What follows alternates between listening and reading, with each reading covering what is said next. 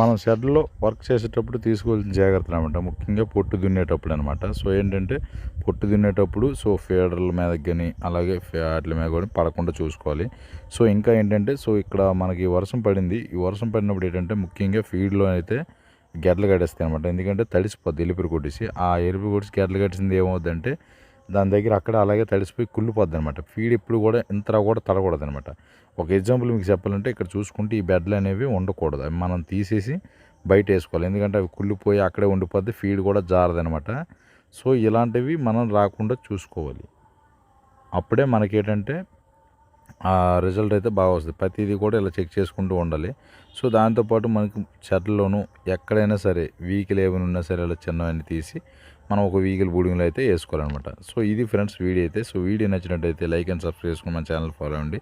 So కోడిపిల్లలు ఎలా ఉన్నాయి ఖచ్చితంగా కామెంట్ చేయండి. సో మళ్ళీ నెక్స్ట్ వీడియోలో కలుద్దాం.